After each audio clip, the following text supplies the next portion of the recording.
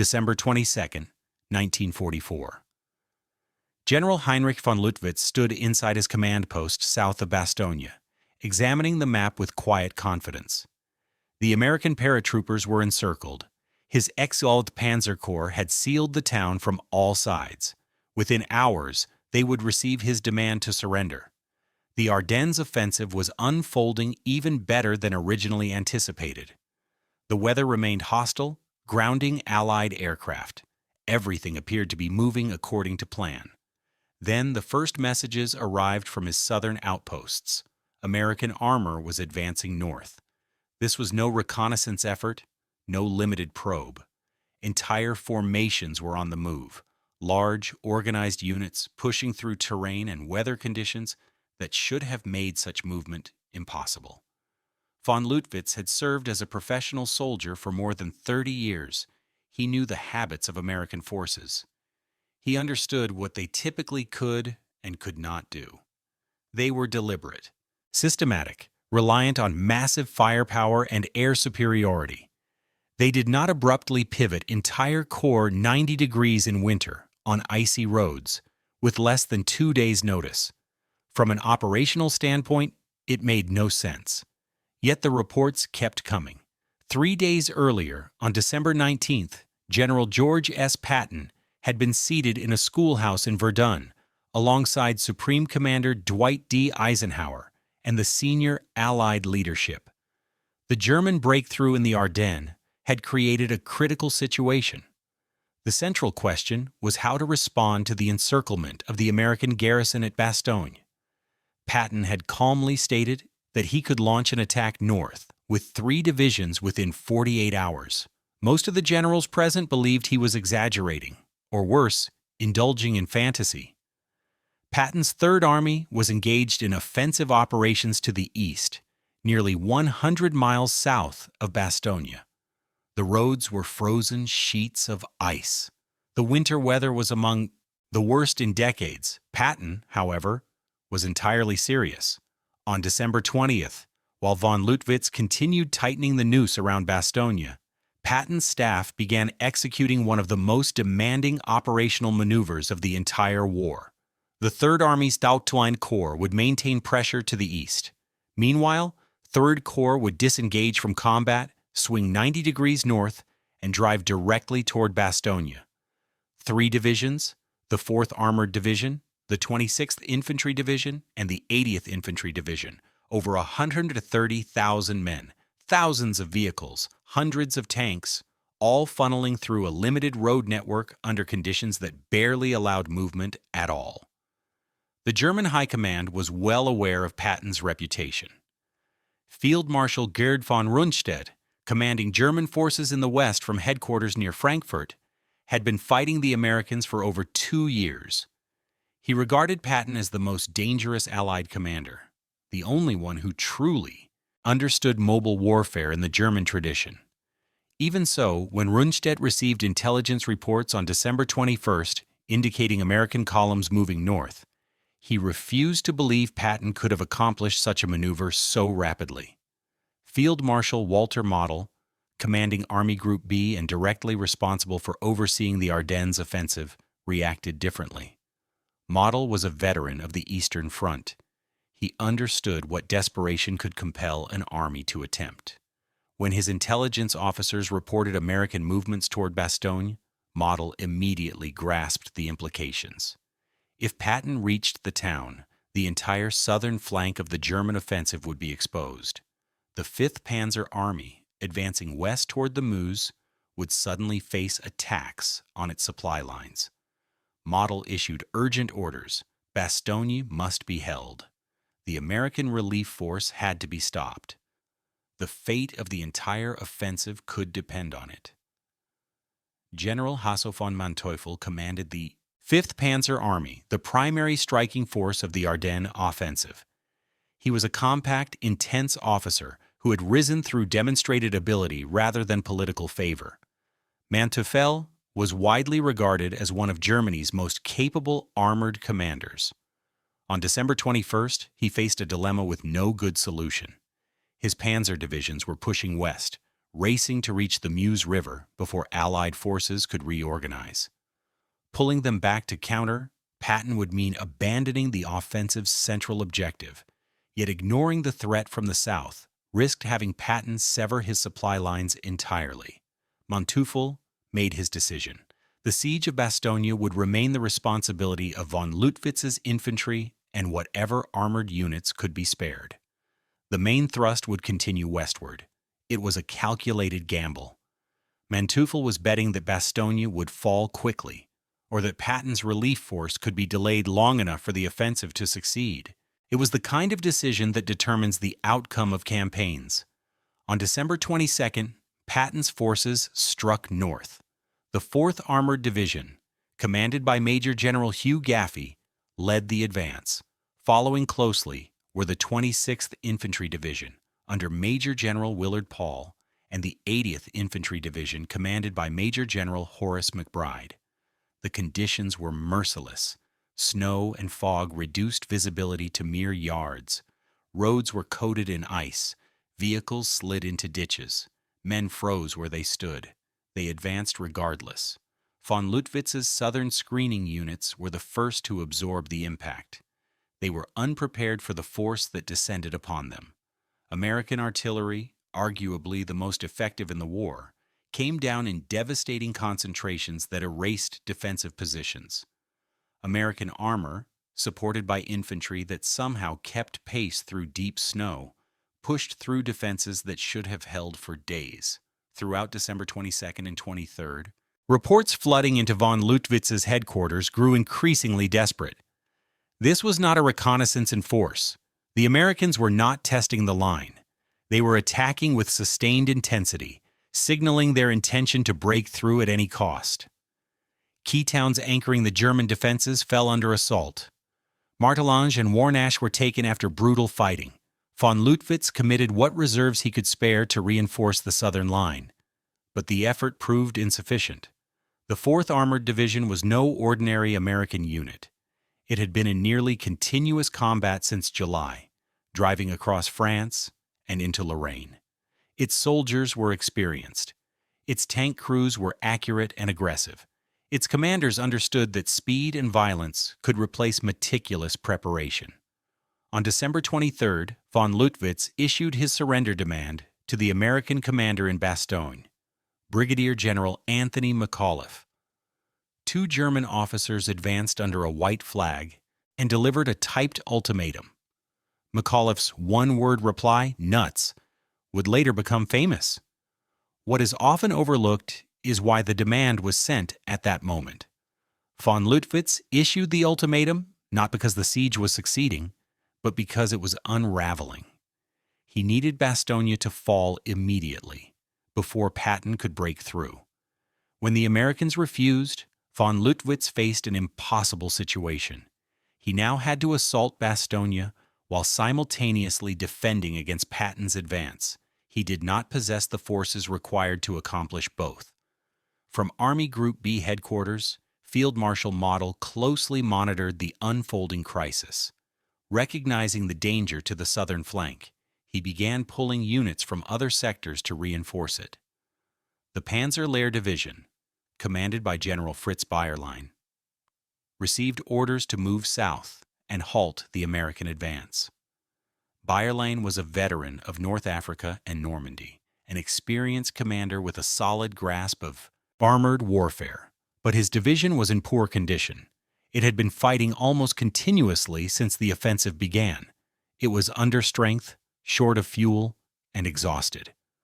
Nevertheless, Bayerlein deployed his remaining forces across the likely American avenues of approach south of Bastogne. Between December 24th and 25th, his Panzer Grenadiers and surviving tanks fought a series of vicious engagements against the 4th Armored Division. American forces attacked through Chaumont, Not-Ulm, and numerous smaller villages. Each position extracted time and casualties. The German defenders forced the Americans to pay for every mile, but they could not halt the advance. The weather on December 24th was the worst yet. Snow fell without pause. Visibility dropped to almost nothing. temperatures plunged below freezing. Under such conditions, offensive operations should have been impossible. The 4th Armored Division attacked anyway. Its columns pushed north through deep snow. Tanks skidded across icy roads. Infantry fought through drifts and frozen fields. Progress was slow, brutal, and relentless. In his command post, von Manteuffel received the situation reports and immediately grasped their meaning. Patton had achieved what German planners believed could not be done. He had shifted an entire corps over 100 miles, pivoted it 90 degrees, and committed it to sustained offensive action under the harshest winter conditions imaginable within days. It was precisely the operational tempo German panzer forces had once achieved at their peak. Now an American commander was applying it against them. Von Manteuffel later wrote that this was the moment he realized the Ardennes offensive was doomed. Not because of a single tactical setback, but because the Americans had demonstrated an operational capacity the German High Command had failed to anticipate. If the Allies could respond this quickly, German planning assumptions were fundamentally flawed. The entire logic of the offensive rested on the belief that the Allies would need at least a week to organize an effective counterstroke. Patton had done it in 2 days. On December 26th, elements of the 4th Armored Division's 37th Tank Battalion punched through German defenses near Ardennes, a small village roughly 4 miles southwest of Bastogne. Lieutenant Charles Bogis, leading a platoon of Sherman tanks, spearheaded the breakthrough. His tanks crashed through German positions, crossed the final stretch of road, and made contact with the paratroopers holding the Bastogne perimeter. The siege was over. Von Leutwitz received the news with no reserves left to commit. Forces that should have crushed Bastogne's defenses had been diverted south to fight Patton. Units that should have stopped Patton had been worn down by 4 days of continuous combat. He had failed at both objectives. The recriminations within the German High Command began almost immediately. From his headquarters far from the front, von Rundstedt blamed Model for inadequate coordination. Model, in turn, faulted von Manteuffel for failing to commit sufficient forces against Patton. Von Manteuffel pointed to the weather and the impossible circumstances under which he had been ordered to operate. Others accused the intelligence services of failing to anticipate the speed of the American response. Yet the most revealing judgments came after the war, when German commanders could speak openly. In post-war interrogations, von Manteuffel was blunt. He stated that the relief of Bastogne demonstrated that American commanders had learned to operate at the tempo of modern mobile warfare. The cautious, methodical approach the Americans had shown in Normandy was gone. Patton had proven that American forces could execute rapid maneuvers long believed to be a German specialty. Model, who would commit suicide in April 1945 rather than surrender, never publicly discussed Bastogne after the war. However, his operational directives in late December reveal a commander who had lost confidence in the offensive. Following Bastogne's relief, his orders became increasingly defensive, focused on preserving forces rather than achieving decisive results. Von Rundstedt, characteristically direct in his post-war memoirs, described the Ardennes offensive as a gamble that required everything to go perfectly. Patton's relief of Bastogne demonstrated that it had not. He specifically identified the speed of the American response as the decisive factor. German planning had assumed the Allies would require a week or more to organize a counteroffensive. Patton had attacked in 2 days. The most detailed assessment came from General Siegfried Westphal, von Rundstedt's chief of operations. In a post-war analysis, Westphal wrote that Bastogne exposed the fundamental weakness of the Ardennes plan. Germany no longer possessed the resources to sustain operations once the enemy could react so rapidly.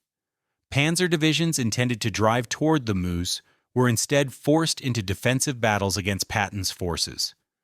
Fuel meant for the westward advance was consumed in fighting around Bastogne. Most importantly, the initiative, always central to mobile warfare, had passed to the Americans.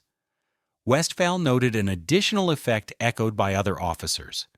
The relief of Bastogne struck German morale at the command level. The offensive had been presented as a return to the victories of 1940, when German armor shattered Allied armies in weeks. Bastogne proved those days were gone. The Americans could now do to Germany what Germany had once done to others. General Fritz Bayerlein, whose Panzer Lehr division had fought desperately to stop Patton, was especially bitter in his post-war statements. He said his division had been sacrificed in an impossible mission, ordered to halt an entire American corps with a single depleted formation. When he failed, blame fell on him rather than on the planners who issued the orders. Bayerlein argued that Bastogne demonstrated how disconnected Germany's leadership had become from reality. They planned operations as if it were still 1941, when Germany held advantages in mobility, coordination, and tempo. By late 1944, those advantages belonged to the Americans. Operational data supports this assessment. Patton's Third Army relocated more than 130,000 troops, along with their vehicles, armor, and supplies, over roughly 100 miles in severe winter conditions, then immediately committed them to sustained offensive operations. From the issuance of orders to the relief of Bastogne, the entire maneuver required only 7 days. By comparison, Germany's celebrated encirclement at Kiev in 1941, executed under far more favorable conditions, had taken nearly 2 weeks. The Germans had been outmaneuvered in their own style of warfare. A photograph taken in late December 1944 captures the realization settling over the German High Command.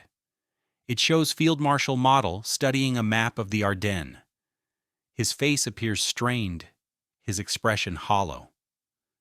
The image was taken on December 27th, one day after Bastogne was relieved.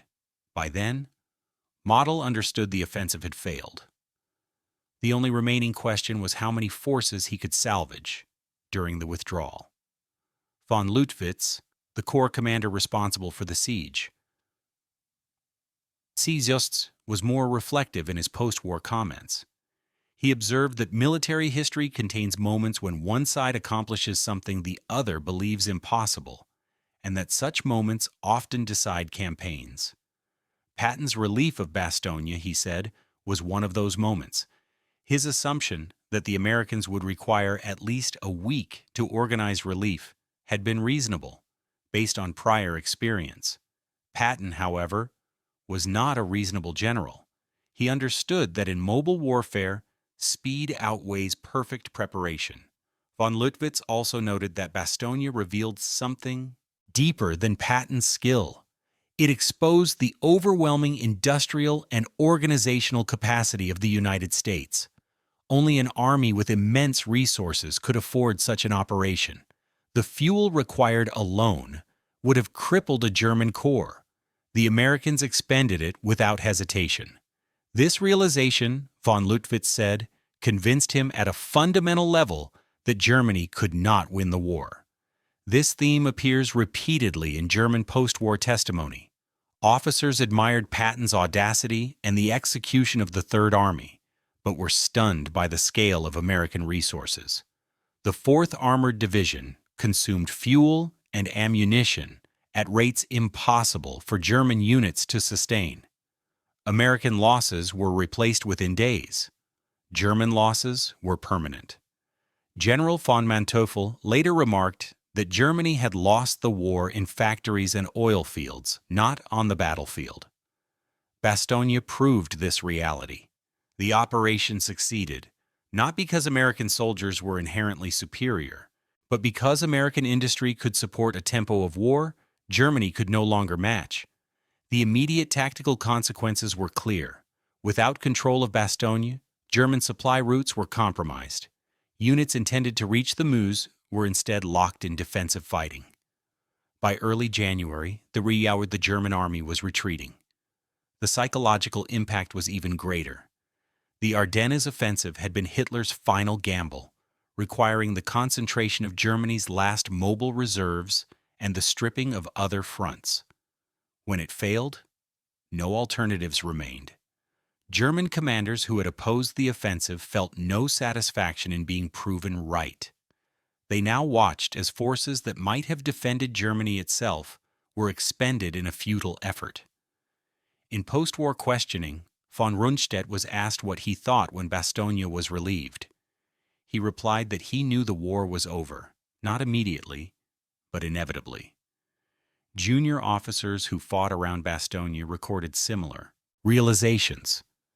Lieutenant Colonel Rudiger Weiss of Panzerlehr wrote of American artillery, unlike anything he had experienced, even on the Eastern Front. He described American armor as aggressive and skilled, American infantry as determined and well-equipped. What struck him most was surprise. Everything he had been told about American weakness proved false. Weiss's diary entry for December 26th was brief. Bastogne relieved. We have failed. That sentence required no elaboration. After Bastogne, German soldiers understood they were fighting a losing war. Confidence in leadership collapsed. The army retreating from the Ardennes in January 1945 was not the same force that had launched the offensive weeks earlier. It had lost more than men and equipment. It had lost belief. Patton had little patience for German explanations. When told after the war that German generals considered his maneuver impossible, he reportedly replied that they were thinking like losers. Winners, he said, find a way to act. Whether he said it exactly that way is uncertain, but the sentiment matched his conduct. He had promised to attack in 48 hours. He did. He had promised to relieve Bastogne. He did. Von Manteuffel later wrote that the relief of Bastogne would be studied in military academies as long as armies exist. It was meant as praise, though a bitter one. Field Marshal Model never commented publicly. In April 1945, as his army group collapsed in the Ruhr pocket, he chose suicide over surrender. Among his papers was a map of the Ardennes. Patton's route from the south was traced in red pencil. Beside Bastogne were two handwritten words, Zu schnell, too fast. That was the final German verdict on Bastogne. Not that it was impossible, not that it was luck, but that it unfolded faster than their plans could adjust, faster than their army could endure. In war, sometimes speed decides everything.